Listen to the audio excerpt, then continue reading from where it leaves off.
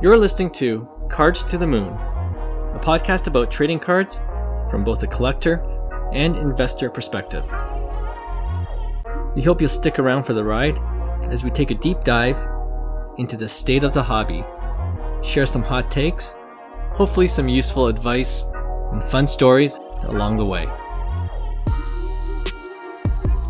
All right, we are back with episode 9 of Cards to the Moon, and unfortunately, Hyung, John, and myself, Clark, are not recording this episode at the National, where so many of our hobby peers are currently. So guys, next year, we're planning on going when hopefully there's no restrictions on flying abroad, right? Absolutely. Yes, 100%. I'm in. Nice. Okay, well, before we get into today's hobby headlines then, a question about the National. Do you think there's going to be some kind of resurgence in the hobby after a big event like this? I ask because I heard recent stats are that almost half of the people registered for the National this year are attending for the very first time. So maybe a hyped event like this, will get collectors, across the continent even more excited about the hobby. What do you guys think? I 100% think it's great for the hobby. I'm just wondering why it's not in Vegas. That would be the perfect place, no? Yeah. It should be there every year. That's I think it could do wonders in Vegas. I think it goes hand in hand, and I think it just helps the hobby. Absolutely. I wish I was there because people bring out some big guns, You're told to bring a wad of cash, bring out the big guns, right? And it's good for the hobby. You see cards that you rarely see. You meet people, that you only knew. The resurgence came from COVID, right? A lot of new collectors in the hobby, so you really haven't seen a lot of people, right? So I think it's great, and I think more is needed. Especially here, north, in the Canadian side, Toronto. I think as things open up too, I think that's going to become more popular as well. Yeah. I feel very optimistic we're about to see a really good resurgence. I think when you look at some of the lead indicators in pricing, like LeBron, Luka, you're noticing pricing going up. We saw the news about Jay-Z's group. We saw some murmurs about A-Rod and Panini. All of these things were kind of creating buzz in the last 3 to 4 weeks. Yeah. And we kind of this is a bit off topic, but we talked about this before we started recording about how, Bitcoin is seeing the resurgence after the news this week. And I feel that non-traditional investors are in things like sports cards, Bitcoin, crypto, Ethereum. So I feel it all goes hand in hand. What if Bitcoin goes up, Ethereum's going to go up, and I think so is sports cards. So I feel very optimistic, even even better that we have the National right now. That's really causing such a huge buzz.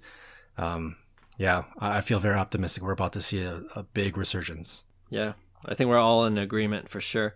And the best thing about the National or even local card shows, which Hyung, as you mentioned, we need more of, is just to meet up with people, right? Right. That's part of the fun of being in the hobby too. Talking sports cards, and you can make a lot of deals in person as well, right? So absolutely, that's one thing I'm definitely looking forward to when things start opening up even more, going to the card shows. And definitely in for next year. Next year's National. And I think they've always had it at the East Coast, right? Or in the Midwest to the East Coast. No, I think they had it in Atlantic City, right? Mm-hmm. Usually, right, somewhere there. That's a good spot. Yeah, it's a good spot, I think too. Yeah, but I think Toronto shows, I've been in pre-COVID, they're so weak. It's not worth going. But I think there's potential. We need to change that, right? And I think there's enough people now in the hobby, especially in geographically located in Toronto, the Greater Toronto area, where it would attract, a lot. Maybe a future event, 5 card guys event, right? Nice, yeah. I'd be down for that for sure. All right, cool. With that, let's get into today's hobby headlines. So, John, you had a good idea for today's discussion that I think will help a lot of collectors, especially those who are just getting into the hobby. and that's to come up with some do's and don'ts of investing in sports cards. Each of us have certainly learned a lot over the past few years buying and selling cards, and we've made our share of mistakes too, so why not provide value for our listeners today and give at least one do and one don't from each of us when it comes to investing in sports cards. Sound good? Yep. Okay, I can go first because I think it's a really straightforward do. This one I'm going to just mention right now. Mm-hmm. But I still get a lot of new collectors DMing me at 5Card Guys on Instagram about whether such and such card is a good buy. And honestly, the simple answer is to check eBay comps of recent sold listings, right? Like, I think it's a good measure of current market value. I think I have like this answer on Word, and I just copy and paste it now every time I get asked this question, you know. But it's definitely a good measure of current market value. So right away, if you see the listing for a certain card is, you know, way above the most recent sales, it's probably overpriced. And conversely, right, if it's way under recent sales, it might be a real bargain. Although it's not as easy to find those bargain bin prices these days. Right. Related to that, you can also check 130point.com to check recent sales of listings, right? Great tool. Yeah, especially for ones where an offer was made and accepted on a sports card.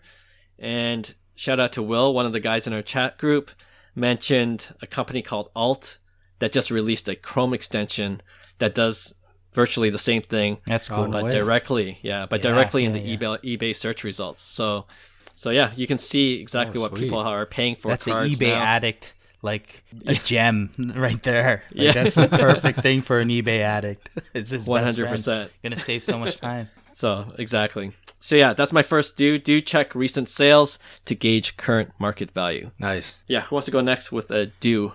I'm gonna say do your research and stick with your gut. You know, typically a lot of people, like I say, the whole concept of everyday prices excite people. So a lot of people go into an investment not thinking that they want to sell, you know, within 6 months or within a year, but then they see everyday prices and kind of, you know, sell based off that, right? So do your research and trust your gut and why you kind of made that investment, right? And second, I guess don't on the other side, like just chase because that's the popularity. Because most likely by the time you're chasing, you're going to be holding the bags, right? Just like any other investment. You talk crypto, you know, stocks, anytime, you know, the media is getting to it, you know, you're late, right? You're going to be the bag holder. So it's the same concept as follows. So those are my, I guess, do's and don'ts. Yeah. Good one. Nice. Yeah, I'm with you, Clark. I think this segment we're going to probably be doing this segment a lot more. So we're going to start with the basic of all basics. It's super cliche, but buy what you love, right? And I think that concept, number one, it's a big concept for collectors, but even for investors coming in, I will have to assume anybody who's investing in sports cards, you know something about sports, whether you're a fan of you're not going to be a sports card investor when you don't like sports, you don't watch any sports, and you're just going to start, like, no one does that. Like, everybody to a degree watches one of the major sports, kind of likes it. So you are like a fan of sports, right? Whether you collect cards or not. So even investors, I think, one of the big mistakes is you hear about some guy, or you hear about this guy might pop off or something. You don't know anything about them. You just heard it from other people. You don't necessarily like the person, you don't follow them, you don't watch their games, and you go buy it. And what happens is when the card goes up or goes down, especially when it goes down, you get scared, you feel huge remorse and regret. You don't know what to do, right? You just want to, you don't even want to hold on to it because you don't enjoy watching the player. So I think that's, you know, even for investors, not just the collectors, I think buying what you love, at the minimum, investing in players you enjoy watching. So if you're a football lover and you enjoy watching Brady or Mahomes, like, do your best to try to get some Brady and Mahomes. You know, if you're into basketball, you really love watching Luka or Trey, you know, like those would be your initial targets, right? Before you start to really, you know, get to some of the like obscure names. But I think buy what you love. You know, it's been a mantra for collectors, forever, but I think it also applies to a lot of investors. For sure. We say that all the time here too, yeah. Yeah. Yeah, that's our quote, our motto, I guess. Buy what you love. Sure. Yeah, you can never go wrong. You can never go wrong. Yeah. Seriously. Because honestly, if it goes down to that point, you're just happy to have that card because you're a fan, right? You could just display it in your office or whatever you want to do with it, right? 100%. Mm-hmm. All right, I like those dues. So for my don't, it's kind of related to what you mentioned earlier, Hyung, about not chasing, but I'm going to be a little bit more specific because I've had experience with this, is don't spend all your investment money speculating on baseball prospects because it's a losing game because there's so many prospects out there that it's almost like a lottery play. If you're going to equate it to like buying stocks, it's like buying penny stocks. Like, so tread carefully because, like I said, there are plenty of prospects that are cheap actually, but I feel like most will go to zero, and it's one of those high risk, high reward games. Because honestly, the top prospects that do have a shot of making it, you're already paying a premium for them already, like right out of the gate. Yeah. For instance, Wander Franco, Vlad Guerrero when he came up, Ronald Acuna Jr. when he came up. Yeah. You're not going to get those at a discount, even when they're in the minors, right? Yeah. So, and I think a lot of collectors don't, or not collectors, but people don't realize that's why, prices are so like astronomically high because they are the number one prospect. So it's like that's the current going price for that. It's totally overpriced. The guy hasn't played a single minor league game and he's more expensive than like a Mookie Betts, for instance. What? Like, how does that? It doesn't make any sense. But that's the whole point. Exactly. Yeah. Yep.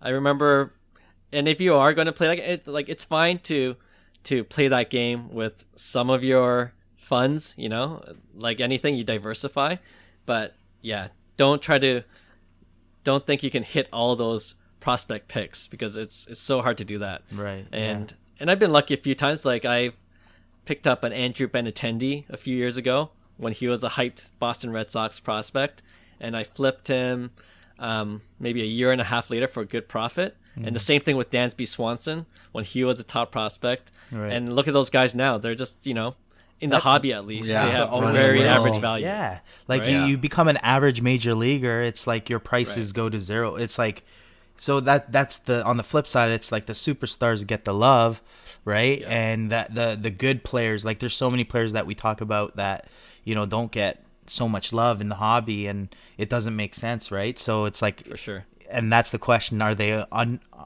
I guess underrated or overrated at that point, right? Right. So. Absolutely. And I bet it applies to all sports, but for me, I think certainly baseball is where you get a lot of those prospects, for sure. Prospect chasing guys, right? So yeah, that's my don't. Nice. I like it. So mine is related to you guys too. So I think that the theme here is on emotion. Like, don't be emotional. I think you're supposed to take advantage of people being emotional, right? So I'm going to get a bit specific too. Don't buy during the playoffs. So that's my thing. I think when people mention, like kind of like how you guys just mentioned prospects, the prices are already baked in. Like them being in the majors and doing well in their first years, it's already baked into their prospecting because they're like the number one prospect. So it's already assumed they're going to make it and they're going to be huge, right? So it's same like the playoffs.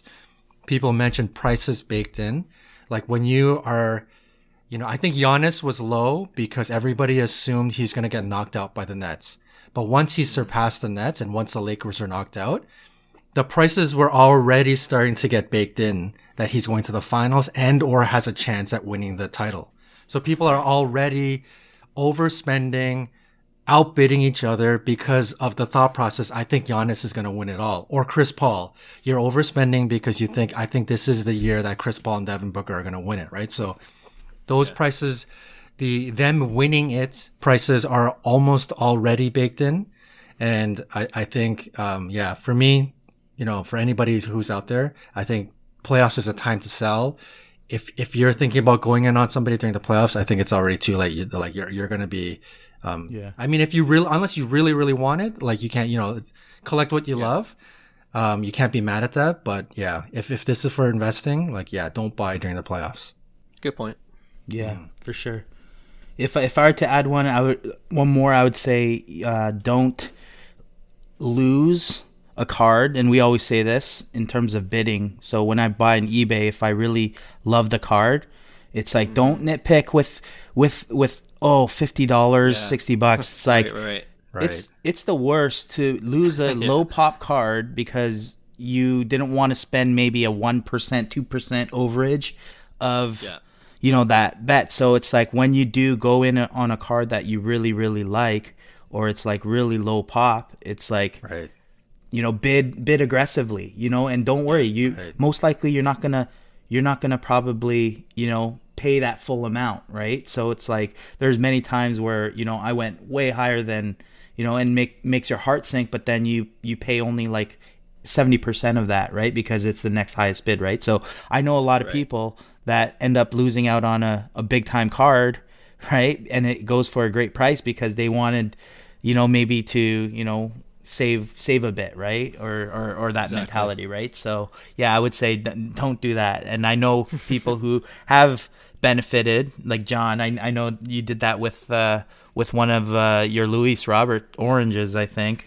you got a phenomenal deal. You kind of like overbid than what the going, I guess, rate was at the time, and it kind of benefited you because that card's not going to show up anymore, right? It's like, and that's the whole logic of, today's prices versus, the future price. And when you deal with low pop cards, it's like that spread is so much easier to deal with where, you're the last comp, you control the price now, right? Nobody's selling, right? So, that's great. That's a great point. That goes hand in hand with what you said before and trust your gut, right?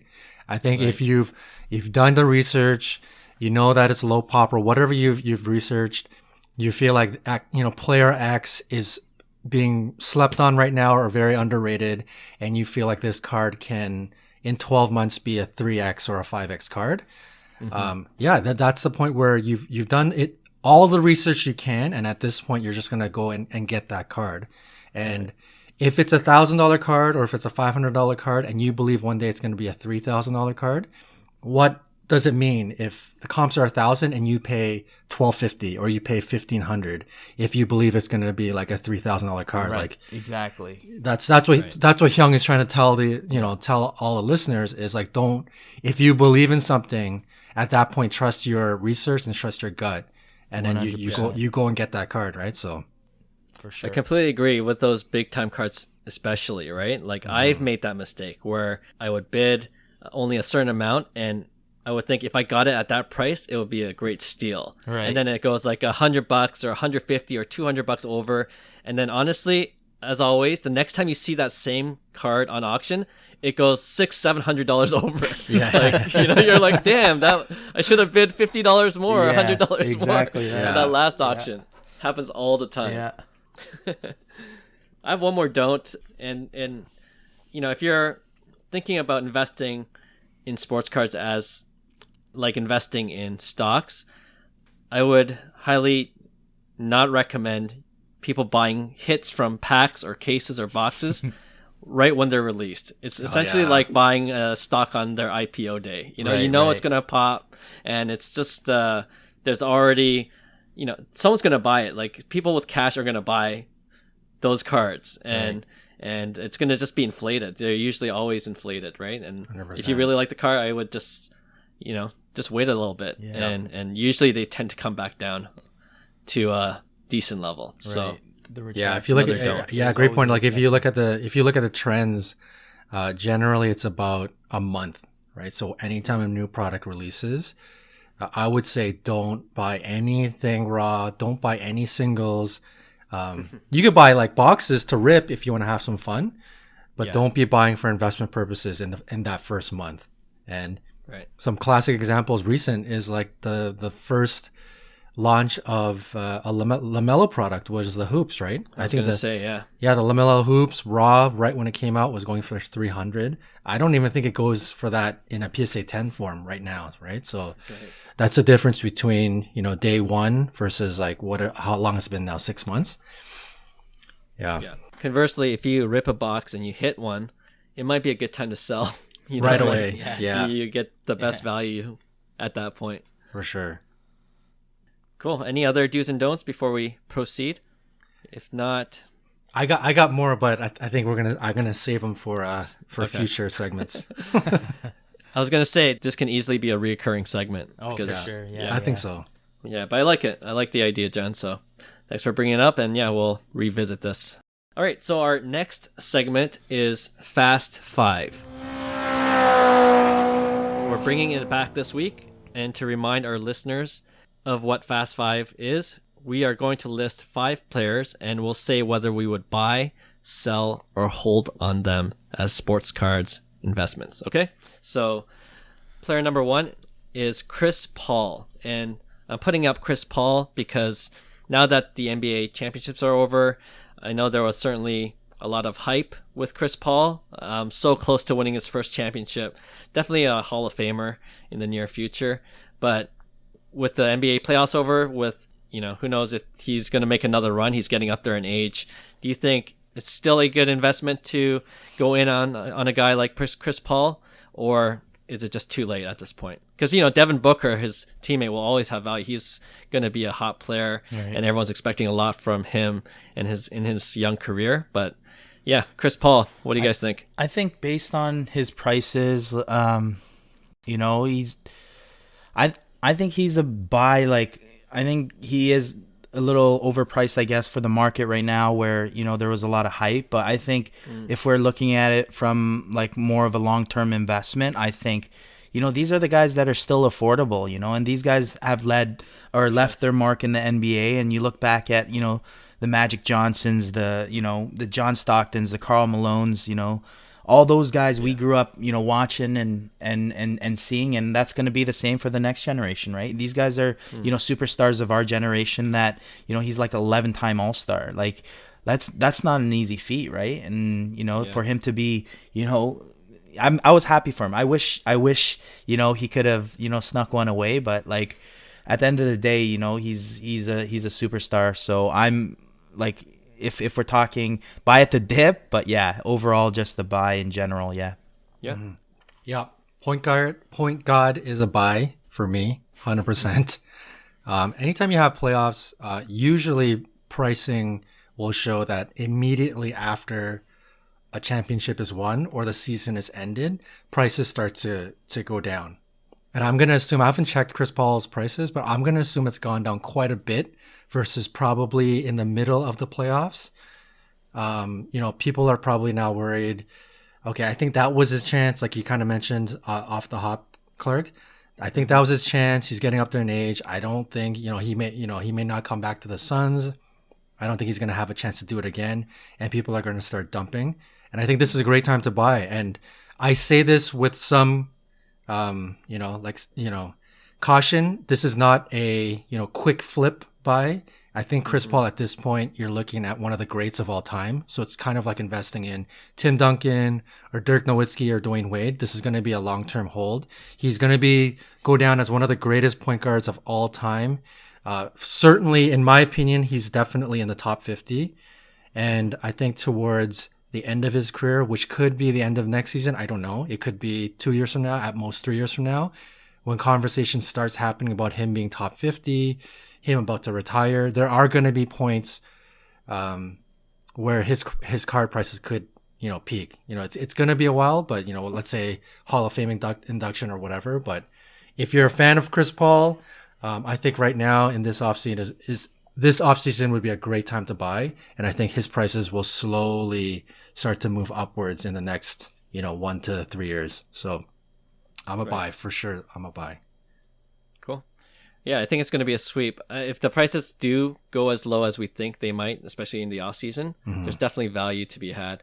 But I just want to talk to the ones that do have it and are or might be panicking now in terms of the pricing of his rookie cards.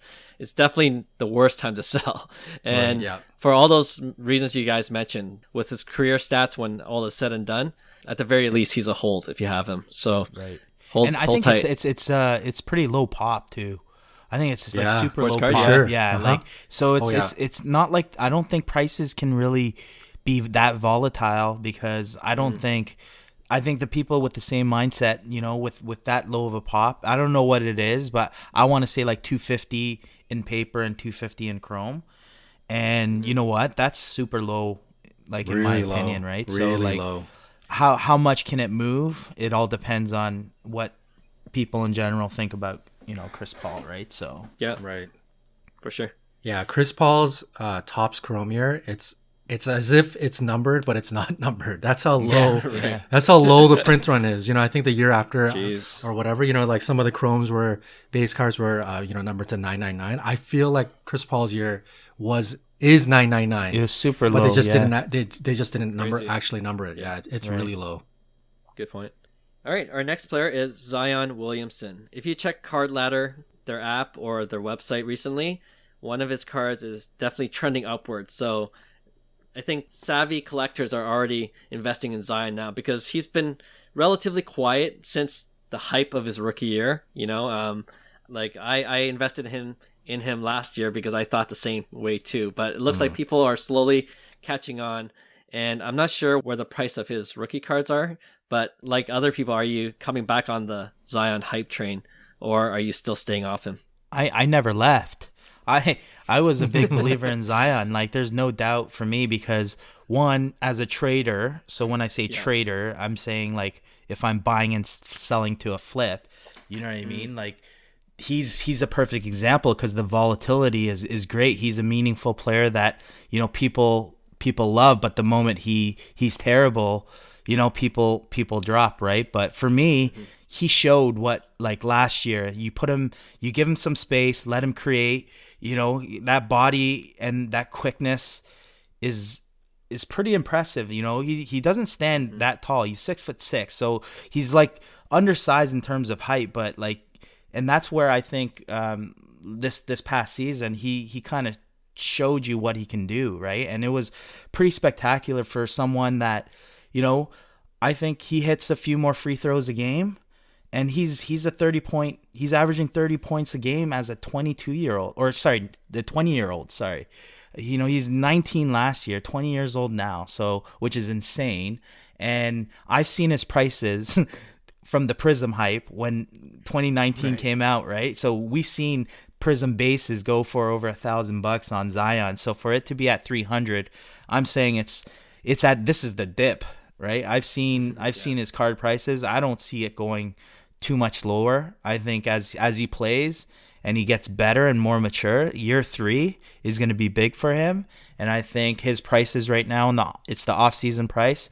It's Black Friday, right? So he's a buy for me. So you guys know I trashed Zion before, and I think I put him in my like whatever the segment was, like as in like a future regret. But that being said, I'm still gonna say a buy, and I say that because Zion and Luka, they're the poster childs of this pop, modern era. But at the same time, their cards are also lead indicators in terms of like sports card investing in the modern era, and when, for me, I still believe a player like Zion has a shelf life. He's not going to be, I don't believe he's going to be like super amazing for 10 years. I could be completely wrong on that, but I think Zion's shelf life is like 3 to 5 years. And with that being said, right now with the market being low and looking like it's starting to rebound, especially with lead indicators like LeBron and Luka and Zion starting to creep upwards, I think a player like Zion will be, in terms of investment world, is a really good buy right now. He's still going to be super relevant. And I think there's still great opportunity. So Zion in the next 1 or 2 years, for me, it's a buy. Long term, I'm not so optimistic about him in terms of a player, but yeah, right now I'm going to say buy. Okay. Surprising. I'm surprised by that answer, but after you trashed him, and we know what you said about Giannis last time, so oh man, yeah, never living that down. But for me, Zion is a buy for sure. I actually agree with you, John. Like, I bought Zion last year, his Panini Select light blue prism, nice, for a pretty sweet price, and I'm totally expecting to flip that in the next 2-3 years. I think he's going to have a lot of highlights in the next few years. But yeah, I'm a little worried about just the way he plays, and especially if he starts dunking, like was a little bit reserved, especially when he played the point guard kind of position. But yeah, I think he's going to step it up this coming season and the season after that. So there's plenty of opportunities to buy. And I also agree with you, Hyung. Right now, it's definitely the dip where you can get some good prices for Zion right now, especially if you're into the Panini Prism base game, like between 300 and 400. Knowing where, like you said, it was over 1,000 at the hype. Like it's a third of the price. That's crazy, right? So I can see it definitely going back up there mid-season, when he starts playing again. I think it's another sweep, actually, for Zion. Sweep, yep. All right, our next player in our Fast Five segment is Eloy Jimenez of the Chicago White Sox. I think he was just reactivated. He was. This week. He hit a bomb. Right? Bombed his second game. He went over for first game and then hit a bomb second game. Yeah. Yeah, his power's legit. And we talked about him before on and off. Like, we're all big fans of Eloy, but yeah, so I feel like I already anticipated a clean sweep, but what do you guys think on investing in Eloy? And I bring this up too. Something to think about is he might be overshadowed even now with Luis Robert. Like, there are other good prospects on the White Sox, and I don't know if that might hinder the value of his cards. But anyway, something to think about. But what do you guys think about Eloy? Eloy it's interesting because I've sold Eloy. Actually, because there was a bit of the hype when he was coming back, so it was my time to kind of like cash out because I pulled a lot of base. But for me, I think it's a safe bet to buy. Like, I'm personally not buying, but I just don't see a lot of upside where you're gonna make tons of money. Because like you said, there's factors like getting overshadowed and, at the end of the day, is he going to be like, 260, 270 with 30, 35, 80, 90 RBIs, or is he going to be, better than that, right? So it's like, it's kind of like that, what you said, after year 3, people's like first chromes, like they just like die down because there's no momentum going and they just become good baseball players, right? But obviously their talent doesn't justify the prices. So for me, I'm off Eloy. I've been selling Eloy, and I'm still selling him. So I'm holding off, and I'm a sell. Okay. Damn. Yeah, I wasn't expecting that. Man, you guys made some convincing arguments. That. I don't get me wrong. I still love Eloy because like he was my chase too. Alonso, Eloy, Alonso's the same way. But like, no disrespect to Eloy Jimenez. I think he's gonna have a fine career. I just right now I can't say that I'm gonna buy because I'm actually selling him. So it's like, I'm actually selling him. Speaking facts. Yeah. Clark got me with that overshadowing thing, man. This guy really could be, I mean, that's a legit thing, right? When you're looking at players like, Pippen to Jordan, for Toronto fans, like, McGrady to Vince Carter, like that's a legitimate thing being overshadowed. And I think he's definitely being overshadowed. I'm not sure with Luis Robert around, and especially if Luis Robert does really well, which I believe he will. We talked about it before. How much Eloy can shine. Now that you mentioned that, I'm like, oh man. So I'm in agreement with Hyung. I don't know if the opportunity here is like 3x, 5x monster, but I'm going to stick with what I was thinking before you guys spoke. I'm waning a little, but I'm still going to say buy. I'm kind of with Hyung. I don't know if this is like a huge opportunity. But he's a Silver Slugger, right? He won a Silver Slugger.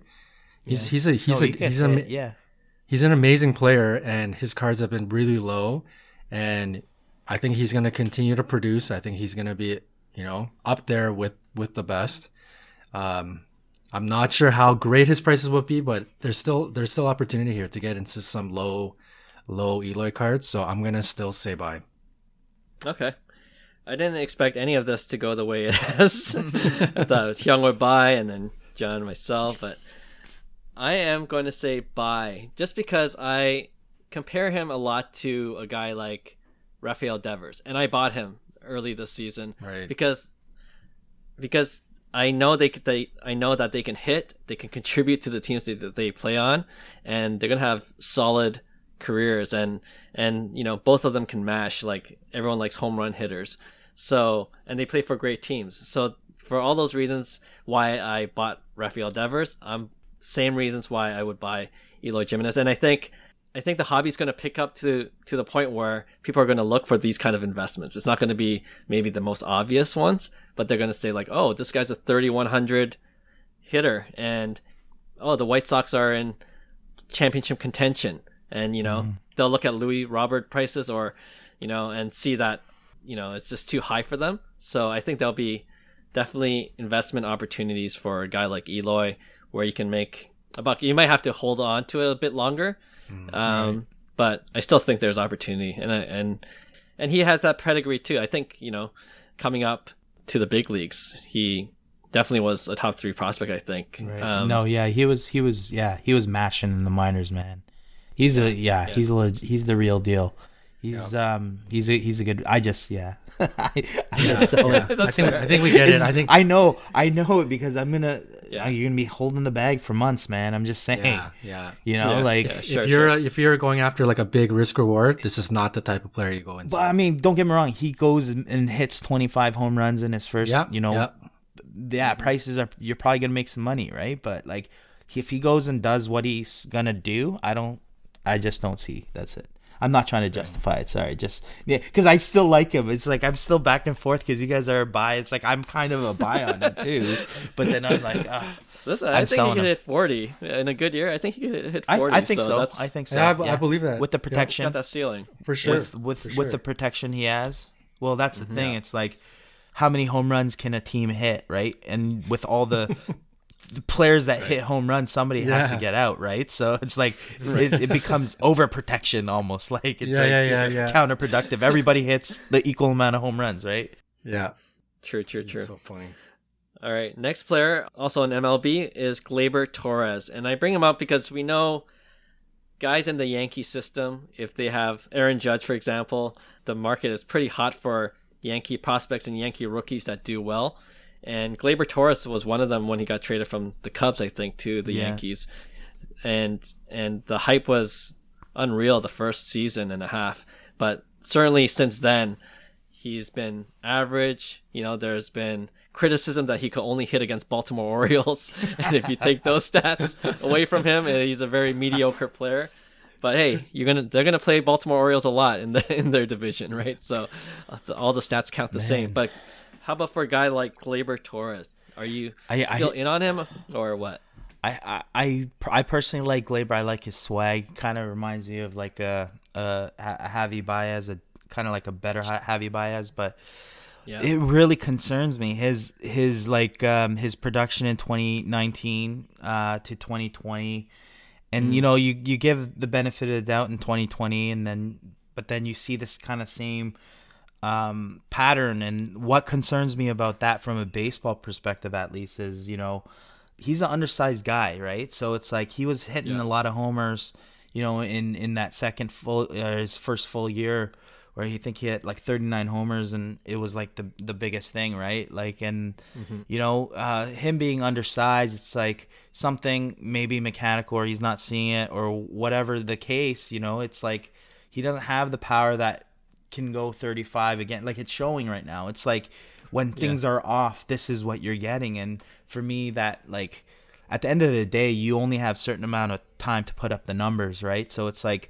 it's very concerning for me, and I'm a huge Gleyber fan. Like I root for him. I have his heritage actions. I have a few other Gleybers for my personal collection. I hope he does well, but personally, I'm a sell.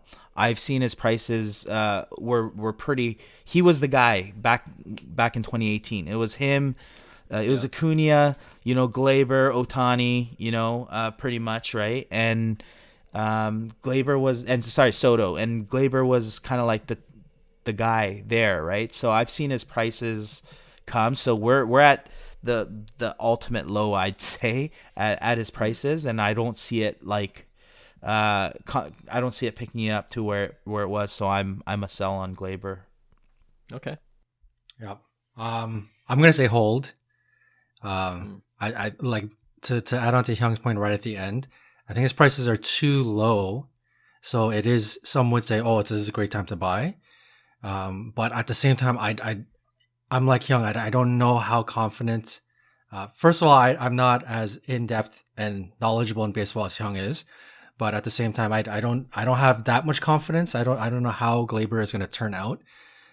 So I'm gonna just say hold because it's too low to sell, and I don't feel greatly optimistic to buy even at a low point.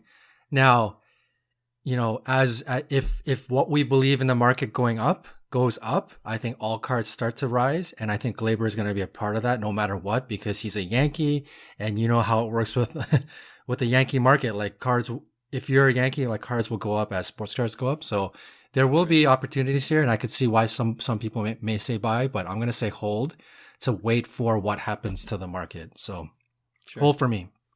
Okay. And I am going to go with sell as well. I think he's like another Keston. Like I'm really concerned about, with Gleyber, and like you mentioned, Hyung, like his mechanics seem to be off, and the thing with the Yankees is that they can just go get another guy at any time. They have the money to do that. They have the power to do that. So, everyone on the Yankees has I feel like a short leash compared to other ball clubs, right? And I was, like you, Hyung, I was big on Gleyber when he came up in 2018. I was like so tempted to just like load up on his rookie cards, and even looking at his prices now is so tempting because I know what it was before. Right. So because like 2015 Bowman Chrome BGS 95, it's 500. That's so cheap. Yeah, it's so compared cheap. to compared to what it was. So the temptation is there, but I'm just concerned about whether he can become the player that he was hyped to be, and I'm not 100% confident. So for me, it's a sell, and it's also a sell because there are people that still believe in him. So you can sell his cards for not dirt cheap. Right. Yeah, exactly. For something, I would almost sell it and reinvest into another player at this point. That Yankee market, man, it's strong. Yeah, for sure. All right. And our last Fast Five segment player is Kyler Murray, the quarterback for the Arizona Cardinals. I bring him up because, QBs are the ones to invest in, obviously, for football cards. Yep. And I don't know. I feel like he's being slept on personally, so I'll go first. I think he's a buy because his prices have come way down from what it was when he first entered the league.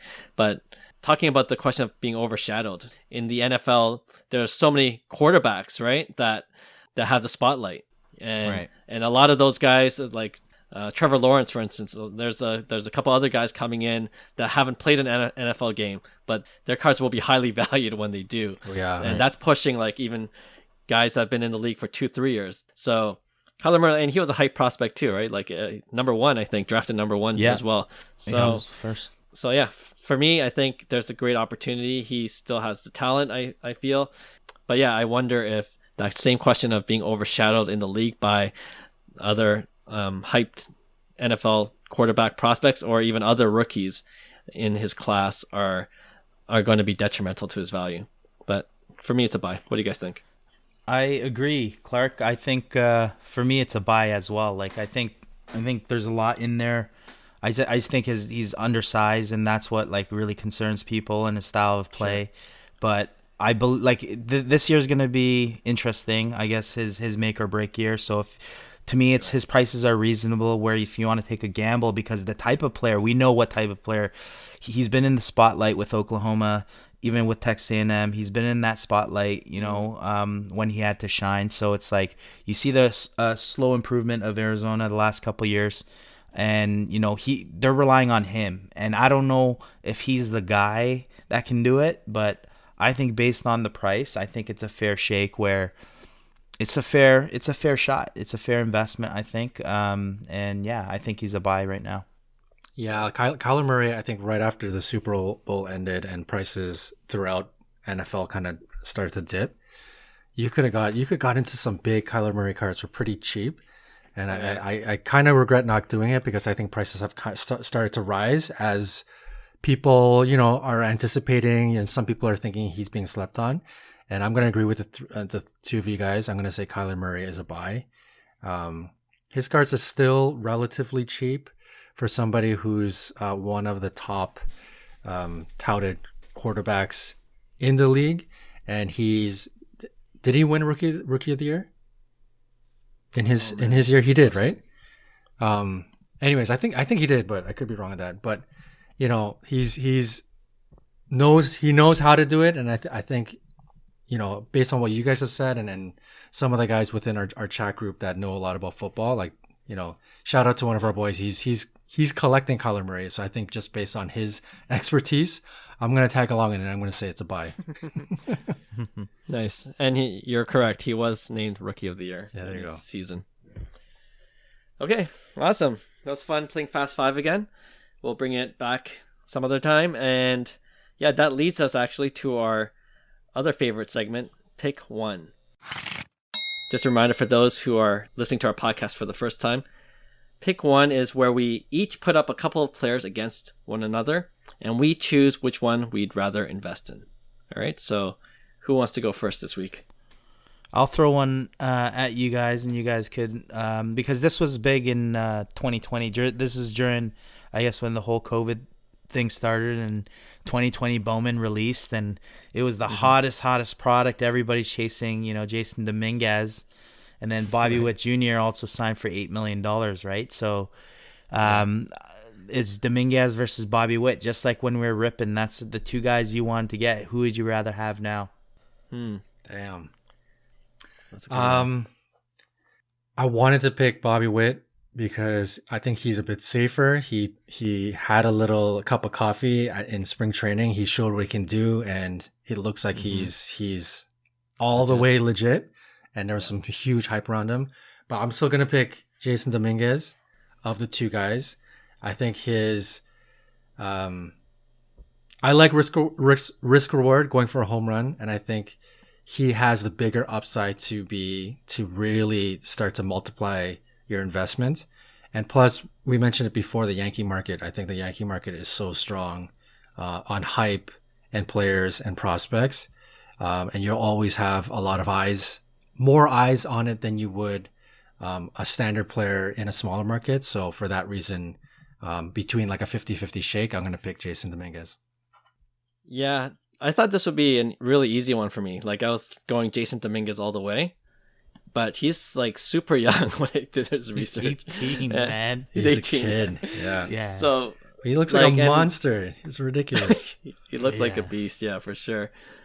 But oh man, even now I'm flipping back and forth. But I think I'm gonna go Bobby Witt. In one of the past episodes, I'm not as much of a gambler like you guys are, so I'm gonna go for the safer pick, and I think the safer pick is Bobby Witt. And looking at the prices now, and we talked about this even earlier in the episode, like some baseball prospects, the prices are already baked in, right?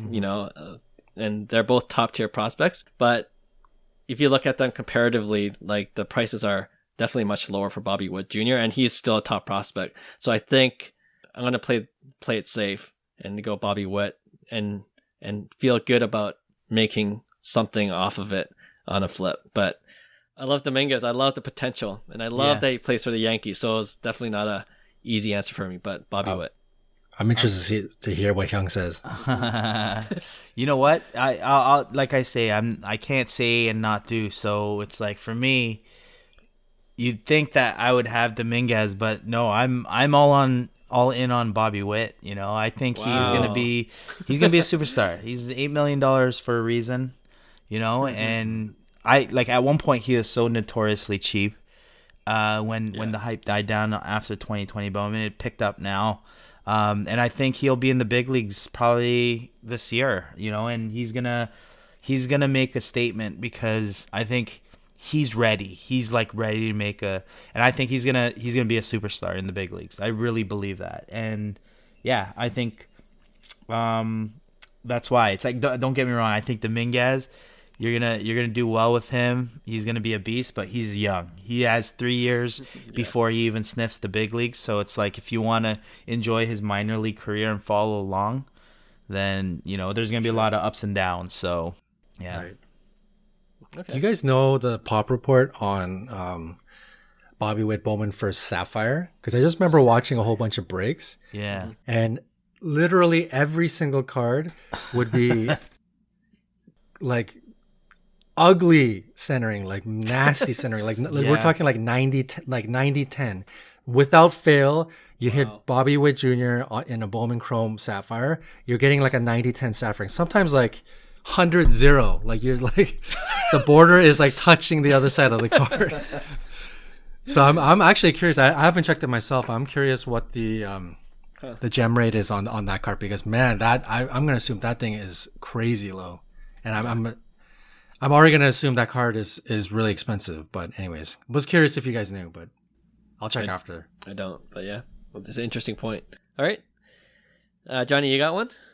Yeah. So I'm gonna actually pick two specific cards, and it does go towards the two players too. But we're gonna go with Luka's rookie year Optic Holo PSA 10 versus Mahomes rookie year, which is 2017 Optic Holo PSA 10. Jeez. Both for the longest time were right around 5K. I think the Luka, because of him being the poster boy and taking such a big hit, I think his Optic has dropped to around 35. Okay. And Mahomes has stayed pretty solid at around 45. But, Luka has popped 275. Mahomes has popped 590. So of the two cards, if you had the opportunity and you had that kind of money, which of the two cards are you going for? I'm going with Luka. I just like the deal better. I like the pop better. Don't get me wrong. Again, it's both are a buy in my opinion, and there's no justification on what's better than the other. It's strictly where do I want to spend $3,500 or $5,000, and it's like right now $3,500 wins because it's much better buy-in because both cards I think are going to be astronomical one day. So yeah, I'm a buy on both. But yeah, Luka, sorry. Oh man, this is a boring answer too, but 100% agree with Hyung. I'm Luka all the way, and I love Mahomes too for as a play, especially long term. I think he's gonna have a amazing career. I think he might even rival Brady when it's all said and done. Like I'm so high on Mahomes, but right now, like based on the stats you just mentioned, and in terms of pop report and how much it's going for, the better deal's Luka. So it's an easy one for me, and it's basketball. It's still more of an international sport than football. So that also is a factor for me as well. Oh, you guys got me. I was going to clean sweep it at Luka, but you know what? Just to not make it a sweep, I'm going to pick Mahomes. Okay, and why? So for Mahomes, the reason I'm going to say this is why I like the Mahomes card is Optic in football is still really huge. Like when you're talking some of the bigger popular cards of like main rookie cards, Optic is still very popular and it's still big in football. In basketball, Optic for some reason has taken a huge hit in terms of brand power and all of that stuff. So when you're talking two potential future GOATs, and there's no wrong answer here, I think Optic as a product in football being as strong as it is, and you're talking Mahomes, even at 4,500, it's a lot of money. But if you're in that ballpark and you're gonna chase GOATs and you're basically staring at like a future Tom Brady-ish type player in the face, and you're going after his like one of his main silver cards, low pop. Yeah, I'll pick Mahomes Optic Holo. Okay, such a sick card, both of them. The Optic Holo. You can't lose with either for sure. Yeah, 100%. Yeah, that was a hard one. All right, so it's my turn, and I'm going to go back to just choosing two players, but the guys I am putting up against each other are Bradley Beal versus Russell Westbrook. Teammates, but who knows what's going to happen in the offseason. And why I chose these guys is I feel like those guys are just both underrated for who they are and what they've done. And, they're kind of in similar boats too, right? They're looking for a championship. And they've been playing on, rough squads over the past few years. And, them playing together this year didn't go the way they thought, I'm sure. But, they're both studs in my opinion. And I wonder if it just takes either of them going to a championship caliber team to change things around in terms of hobby value. And I could see both of them having that impact if things just work in their favor. So Bradley Beal or Russell Westbrook? I'm going with Russell Westbrook for me. Couple reasons. I think overall Russ has had the better career, longer career. And second, more importantly, the cards available. Like, to me, it's like that 2000, is it 8 or 9? Like the Chrome. Like, yeah, OG, you know, that's such a classic set. The image is iconic. You know, I love the availability of his cards. So for me, it's easy. Russell Westbrook, 100%. Okay. Damn. Yeah, these two, this is a good choice, man, because you're talking 2008 Chrome, Topps Chrome, which is an iconic set, and now you're talking Beal's rookie in 2012 Prism, which is also the other iconic set. So there's the two. Oh man, I'm gonna switch my answer again. I was gonna pick Westbrook. I don't like Westbrook at all. I've never liked him throughout his career. I'm such a big hater. But I can't deny his he's just so much more accomplished. He's a triple-double machine. I think at the end of the day, when his career's done, I think people are going to start to recognize him as one of, one of the big-time players, right? And I don't know if he's going to finish in the top 50, but he could flirt. He could be in that, right in that category. So I could recognize the greatness, but I'm just going to pick Bradley Beal strictly based on what I would actually buy. And of the two guys, I would actually buy Bradley Beal. I like him as a player. I think he has he's the type of player that I think any team could use to actually win a championship.